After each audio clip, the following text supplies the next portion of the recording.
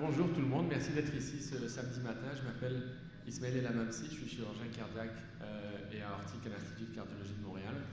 Avec moi, Dr Anne-Marie Laberge, que vous connaissez tous, qui est généticienne ici à la et également avec nous, cardiologie de Montréal, à la clinique des aortopathies héréditaires.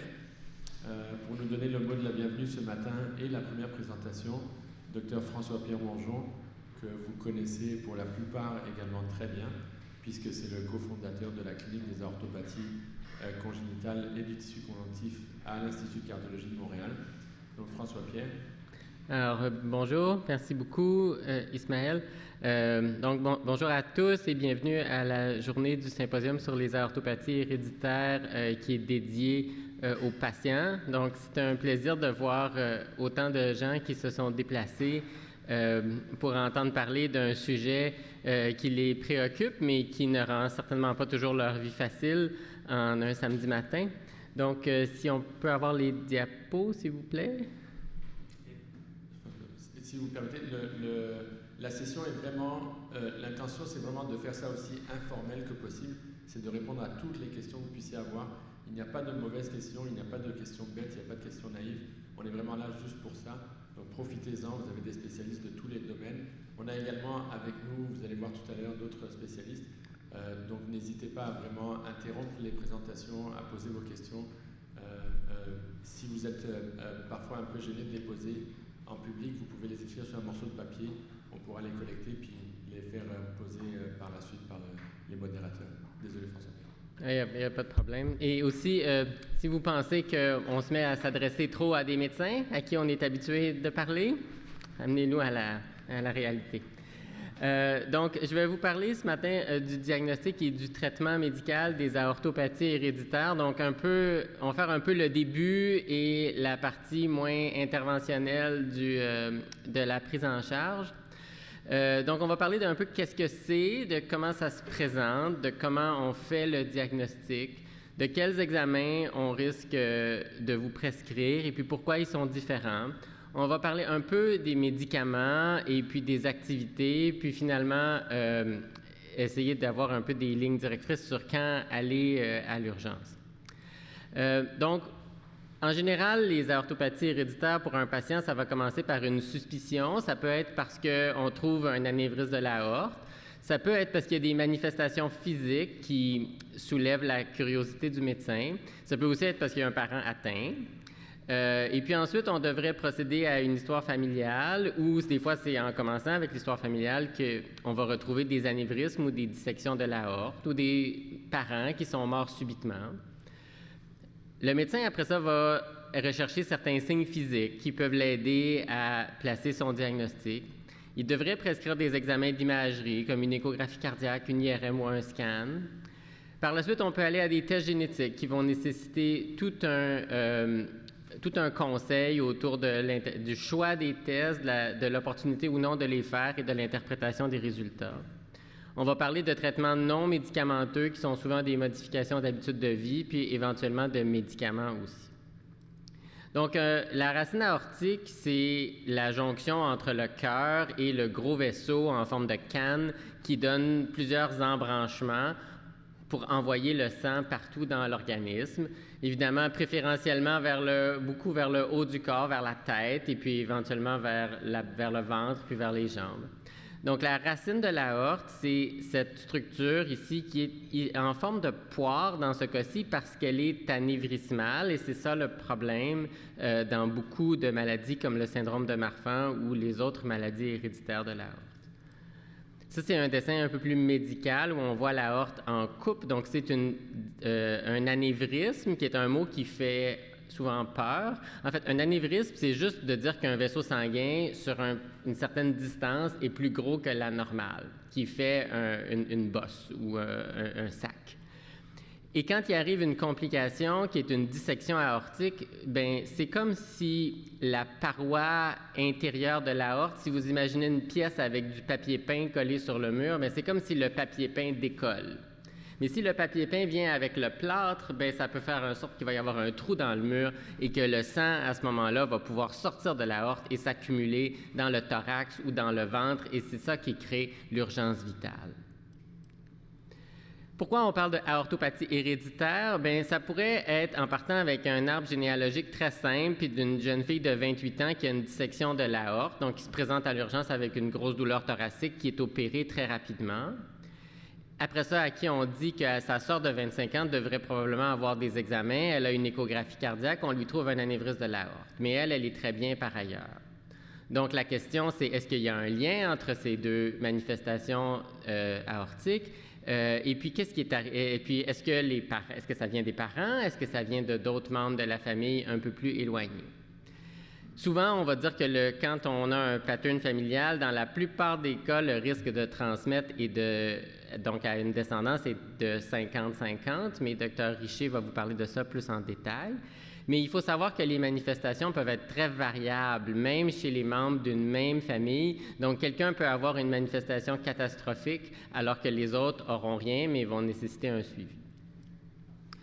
Pourquoi, quand on parle d'aortopathie héréditaire, vous allez aussi entendre maladie du tissu conjonctif. Le tissu conjonctif, c'est la charpente qui soutient un grand nombre de nos organes, que ce soit les articulations ou la paroi des vaisseaux sanguins. Et puis, évidemment, si la charpente devient déficiente, bien, l'organe est moins solide, il peut se créer des dilatations, puis peut-être des ruptures. Comment les médecins voient ça? Bien, si on part de l'anévrisme de l'aorte, on va se poser la question, est-ce qu'il y a d'autres organes qui sont affectés, comme les yeux, d'autres parties du cœur, le squelette ou la peau? Puis si on trouve des choses comme ça, dans notre tête va s'ouvrir une série de diagnostics possibles qu'on appelle des fois des aortopathies syndromiques. Syndromiques parce qu'il y a une collection de manifestations qui vont ensemble, qui donnent des traits physiques qui peuvent être reconnaissables à l'œil expérimenté. S'il n'y a aucun autre organe affecté, on va ouvrir dans notre tête une liste de diagnostics qu'on va dire des fois, vous allez peut-être entendre le mot aortopathie héréditaire non syndromique. Ça veut dire que ça ne touche que l'aorte, puis la seule façon de savoir que c'est présent, c'est de faire des examens de l'aorte. Les manifestations à l'extérieur de l'aorte, ça inclut notamment les yeux, ça peut être un décollement de la membrane du fond de l'œil qui s'appelle la rétine, ça peut être aussi la lentille de l'œil dont le support devient plus élastique puis qui va se déplacer, ça s'appelle une luxation du cristallin. Donc, on va vous questionner sur vos yeux, puis on va vous envoyer voir, si on vous voit, les médecins spécialistes des yeux. Dans le cœur, ça c'est l'aorte, ça c'est la valve mitrale, qui fait en sorte que quand le sang revient des poumons pour aller dans le ventricule gauche qui est ici, que vous voyez battre, bien, le sang ne va pas reculer vers les poumons. Cette valve-là, ici, si elle devient très élastique et qu'elle plie par en dedans, elle peut éventuellement, ça s'appelle un prolapsus mitral, cette valve-là peut éventuellement se mettre à couler. C'est le gros jet bleu que vous voyez revenir ici dans la partie en arrière du cœur. Et ça, c'est pas normal. Ça peut aussi se présenter avec certains traits physiques, comme une myopie sévère, une colonne vertébrale en S, qu'on appelle une scoliose, un bombement de la poitrine vers l'extérieur ou vers l'intérieur, une grande taille, des longs bras, des longs doigts, une peau élastique, une propension à faire des bleus facilement, des pieds plats, la luette qui est la petite chose qu'on a au fond de la gorge, qui normalement est fine et simple, pourrait être bifide, ça veut dire qu'elle a deux parties. Donc, le médecin va regarder dans votre bouche. Ça peut donner des dents chevauchantes parce que le palais est bombé vers le haut, un peu comme le toit d'une église. Donc, on va rechercher tout ça pour essayer d'étoffer notre diagnostic et de savoir d'où vient le problème d'aorte. Donc, si vous pensez que vous, ou que vos enfants, ou que vos parents ont quelque chose comme ça, bien, il faut en parler à votre médecin pour qu'il regarde si c'est quelque chose qui est juste un petit peu différent, mais néanmoins dans la normale, ou est-ce que c'est quelque chose qui nécessite vraiment une évaluation plus poussée. Mais il faut savoir que le diagnostic de ce genre de conditions-là, c'est un défi pour le médecin. C'est pour ça que ça prend plusieurs spécialistes de différentes parties de la médecine pour y arriver. Et il faut toujours se rappeler que d'un membre de la famille à l'autre, ça peut être très variable. Donc, nous, ça nous aide de voir plusieurs individus dans une même famille. Le plus important dans tout ça, même si les médecins mettent beaucoup l'accent sur identifier la maladie, chercher les maladies génétiques, comprendre d'où ça vient, le plus important, c'est de rechercher les manifestations graves. Et les manifestations graves, c'est les manifestations cardiaques. Donc, même à défaut de comprendre tout ce qui se passe du point de vue génétique, il faut rechercher les anévrismes de l'aorte. Comment on fait ça? Bien, on fait ça en général par une échographie cardiaque. Donc ça, c'est comme ça que ça se passe. Il y a un technicien qui a une machine qui a l'air d'un ordinateur avec une sonde qui est mise sur le thorax, puis qui prend des photos du cœur. C'est un examen qui est simple, qui est disponible, qui est sans risque, à part peut-être l'inconfort de la pression d'une sonde sur le thorax. La limite, par contre, c'est que ça montre seulement l'aorte, mais très proche du cœur. Ça ne va pas voir l'aorte jusque dans le cou ou dans le thorax, plus en arrière ou dans le ventre. C'est un bon examen de dépistage et de suivi. Ça, c'est des images d'échographie cardiaque. Vous voyez la racine aortique ici.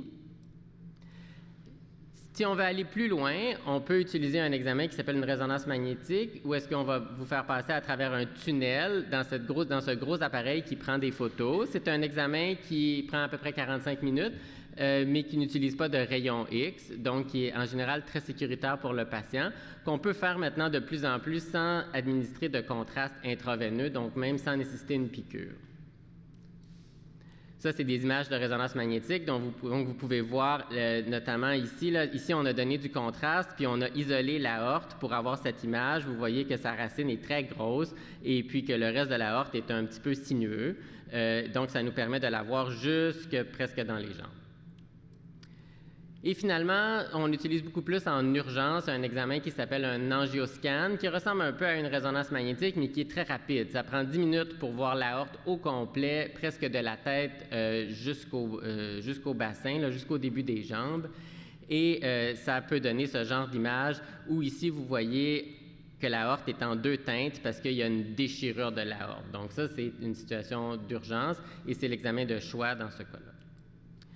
Donc, la surveillance par imagerie, elle fait en fait partie du traitement des aortopathies. Il faut la faire régulièrement et c'est avec votre médecin que vous allez décider à quelle fréquence les examens vont être faits, selon l'âge, selon la taille de l'aorte, selon le diagnostic précis, selon l'histoire dans la famille et, par exemple, selon un événement important. Par exemple, si vous êtes une femme et que vous êtes enceinte, on va faire des examens plus fréquents. Donc, si vous avez un diagnostic de maladie du tissu conjonctif, vous aurez des examens d'imagerie à intervalles réguliers. Et puis, si ces examens-là ne vous conviennent pas, bien, vous pouvez discuter avec le médecin parce qu'il y a souvent plusieurs options pour faire une stratégie de suivi par imagerie. Oups, trop vite. Il y a aussi, c'est important aussi d'avoir des examens des autres organes, notamment les yeux, parfois des radiographies des os, pour voir les atteintes de ces organes-là.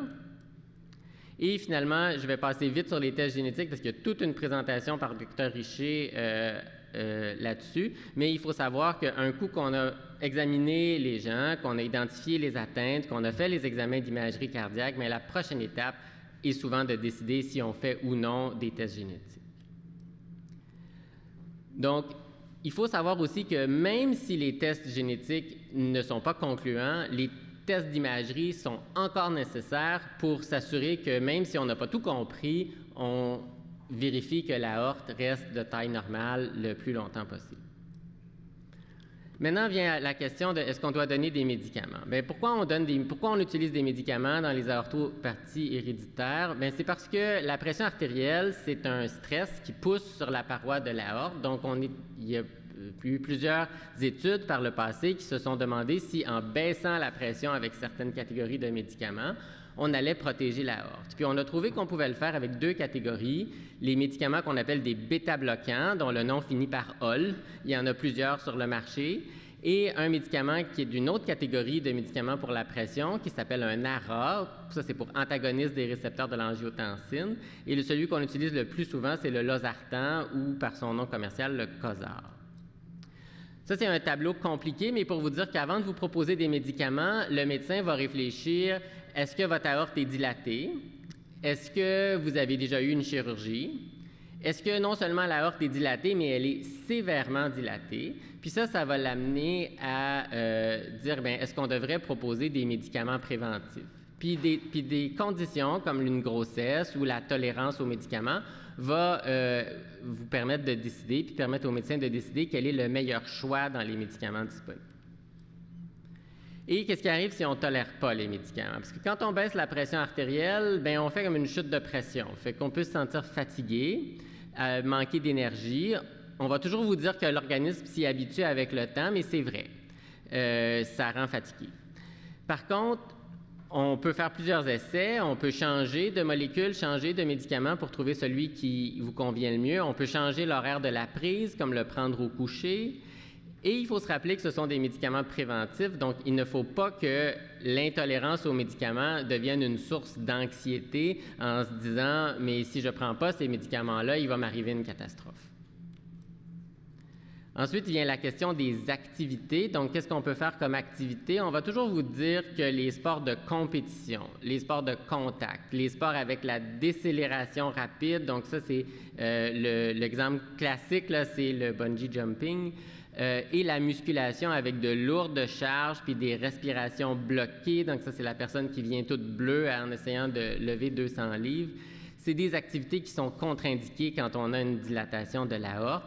La raison, bien, c'est parce qu'on a regardé des gens qui levaient des pourcentages successifs de leur propre poids, puis on regardait leur pression artérielle monter. Puis quand on lève là, quelque chose comme 3/4 de son poids, donc si c'est quelqu'un de 100 livres qui lève 75 livres, bien, on est rendu à des pressions qui peuvent monter à presque 200 mm de mercure. Il faut aussi savoir que les ruptures aortiques, ça représente 2% des morts subites chez les jeunes athlètes. Ce n'est pas la cause la plus fréquente, mais c'est une cause possible. Fait que c'est pour ça qu'on va déconseiller le sport de compétition, parce que dans le sport de compétition, il y a une notion de toujours augmenter les activités, d'augmenter pour que la performance soit toujours de meilleure en meilleure, et c'est ça qui nous inquiète. Mais des choses comme la marche rapide, le golf, le tennis en double, la natation, ça, c'est toutes des activités qui sont sécuritaires et qu'on peut recommander à des gens qui ont des problèmes d'aorte. Donc finalement, qu'est-ce qui peut aider dans le suivi, dans vos habitudes de vie? Bien, ça peut être de suivre votre pression artérielle. Un appareil à pression artérielle, ça s'achète à la pharmacie, c'est plus très cher maintenant. Et d'apporter ça à son médecin pour voir la pression artérielle dans la vraie vie, pas juste dans le bureau du médecin où on est stressé parce qu'on va passer 15 minutes à parler de nos problèmes de santé. Et dans les activités, sans trop se compliquer la vie, il faut éviter la musculation. Et finalement, quand est-ce qu'il faut vraiment s'inquiéter? Quand est-ce qu'il faut aller à l'urgence? Bien, une déchirure de l'aorte, une dissection aortique, ça se présente en général avec une douleur subite et très intense dans la poitrine. Ça peut se présenter avec une paralysie, donc plus capable de bouger un bras, une jambe. Ça peut se présenter avec une perte de vision. Ça peut se présenter avec une perte de conscience. Donc, quand ça survient, il vaut mieux aller à l'urgence pour rien que de rester à la maison en espérant que ça passe. Puis, qu'est-ce qu'il faut dire quand on arrive à l'urgence? Il faut dire que vous avez une dilatation ou un anévrisme de l'aorte. Il faut donner les coordonnées de votre cardiologue, puis dire d'appeler la clinique qui vous suit. Dans le doute, il est préférable de faire un scan de l'aorte, même si c'est un scan pour rien, parce que le ratio coût-bénéfice entre le scan, entre savoir qu'il y a une dissection et ne pas savoir qu'il y en a une, est nettement en faveur de faire le diagnostic. Puis un simple tracé du cœur, là, un électrocardiogramme, ça ne suffit pas pour éliminer une déchirure de l'aorte. Et finalement, on est conscient que de vivre avec une aortopathie héréditaire, bien, ça peut être une source de plein d'inquiétudes sur la carrière, sur les relations, sur le risque de transmettre aux enfants, sur l'estime de soi. Ça peut nécessiter du support à plein de niveaux qui va au-delà du support médical, ça peut être au niveau scolaire, ça peut être du support parental.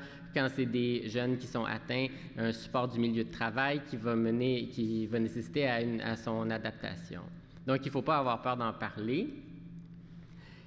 Puis les 3 questions que je pense qu'on entend le plus souvent, c'est « Mais qu'est-ce qui va arriver si je suis enceinte? » Pour les femmes. « Qu'est-ce qui va arriver à ma famille? » Puis qu'est-ce qui va arriver si un jour j'atteins le fameux diamètre qui inquiète tant mon médecin? Bien, si pour les femmes, donc si vous êtes enceinte, les grossesses, elles sont possibles dans les aortopathies héréditaires, mais on suggère que ce soit des grossesses planifiées avec une évaluation de l'aorte par votre cardiologue avant de tomber enceinte, un conseil génétique sur le risque de transmission avant de tomber enceinte. Le suivi pendant la grossesse, il doit être à la fois dans la clinique de grossesse à risque élevé et par le cardiologue avec des échographies cardiaques périodiques. On peut recommander de prendre des médicaments comme un bêta-bloqueur pendant la grossesse et il faut reconnaître que les dissections aortiques, elles peuvent arriver pendant la grossesse. Ce sont des événements extrêmement stressants, mais pour lesquels il y a des traitements médicaux successifs qui peuvent nécessiter ou non un accouchement ou non une chirurgie d'urgence. Tout ça pour arriver à une maman et à un bébé en santé à la fin de la grossesse. Qu'est-ce qui arrive si on est inquiet pour sa famille? Bien, qui travaillent avec nous des conseillers en génétique qui peuvent faire des rencontres familiales, qui vont faire des histoires familiales détaillées, qui peuvent, à la fois les médecins généticiens et les conseillers en génétique peuvent vous donner des conseils et peuvent vous remettre des lettres explicatives qui peuvent être données aux membres de la famille, qui peuvent se faire dire là, par un parent éloigné, « Ah, il faudrait faire vérifier ton aorte. » « Oui, mais pourquoi? Moi, je suis en parfaite santé. » Puis ça fait qu'on a du matériel explicatif qui peut aider à transmettre l'information. Et finalement, si l'aorte atteint le fameux 45, 50, 55 mm, et que là, le médecin commence à parler de rencontrer un chirurgien, bien, on va vous parler tout à l'heure qu'il y a plusieurs options pour remplacer des segments de l'aorte qui sont dilatés. Certaines personnes ont plusieurs chirurgies successives pour remplacer plusieurs segments. C'est des grosses chirurgies, mais c'est possible. Le tout est de bien comprendre pourquoi on fait ça, quels sont les risques. Donc, finalement, vous avez pu voir que les maladies de l'aorte doivent être suivies dans des cliniques multidisciplinaires. Il faut s'attendre à avoir toutes sortes de spécialistes, mais ce genre d'organisation-là des soins permet d'adresser le plus possible l'ensemble des préoccupations médicales. Donc, voilà, j'espère que ça vous donne une introduction à la prise en charge des maladies de l'aorte et n'hésitez pas si vous avez des questions.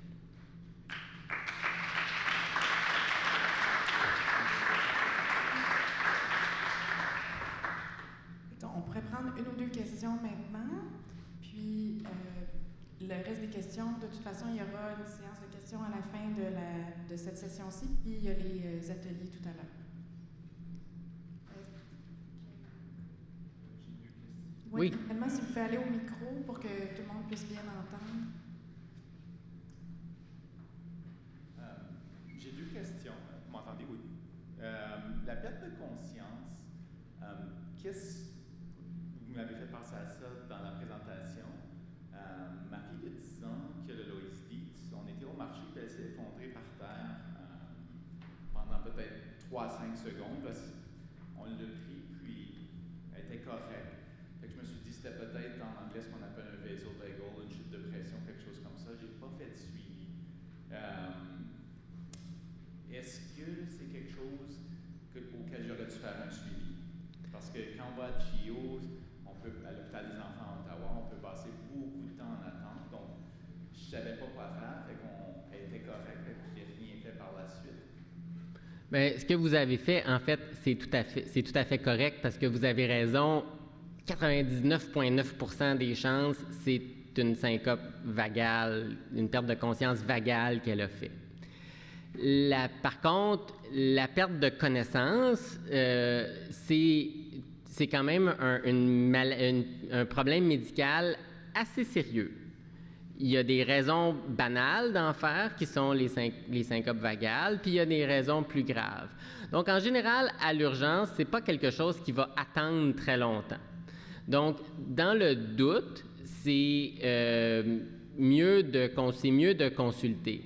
Mais c'est sûr que quand on a du recul, puis qu'on peut voir que ben là, ça va bien, puis qu'il n'y a pas d'autres symptômes, surtout si c'est déjà arrivé avant dans des contextes similaires, il ne faut pas non plus se prendre la tête et puis trop s'en faire avec ça. Mais normalement, à l'urgence, vous n'attendrez pas très longtemps avec une perte de conscience. OK, c'est bon, merci. Deuxième question, la natation, on dit que c'est un bon sport. Ma fille adore la natation, elle est maintenant invitée au niveau plus compétitif. Fait que c'est genre 5 heures par semaine et les pousse beaucoup. Ça fait que un va contre l'autre, c'est-à-dire on dit d'éviter les sports compétitifs. Donc, est-ce que la natation compétitive, c'est quand même correct? Bien, c'est que la natation compétitive, ça peut nécessiter de l'entraînement physique, comme de la musculation, pour être capable de faire augmenter les performances. Fait que c'est individualisé, là, puis c'est sûr qu'il y en a des patients avec des problèmes de l'aorte qui peuvent faire du sport compétitif très poussé, mais en règle générale, on essaie de suggérer un niveau récréatif là, de sport, pour éviter justement le conflit entre les recommandations médicales puis les recommandations de l'entraîneur, parce que ces recommandations-là, elles s'adressent à des gens, en principe, qui n'ont aucun problème de santé. OK. Donc, pas la pousser au niveau des entraîneurs. Merci. Pas de quoi.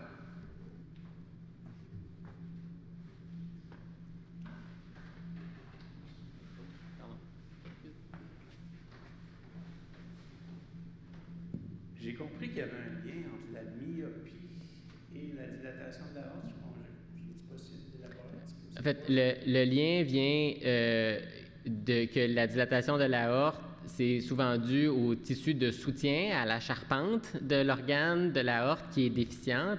Mais si la même chose se produit pour l'œil, le globe oculaire, la boule qui forme l'œil, devient beaucoup plus longue, okay, comme allongée, plus ovale que ronde. Et les gens qui sont très myopes, ils ont un œil ovale. Donc, si on a un tissu de soutien déficient, ça peut se manifester par une dilatation de l'aorte ou par une myopie. Donc, quand on veut savoir si les gens ont ça, on va chercher la myopie.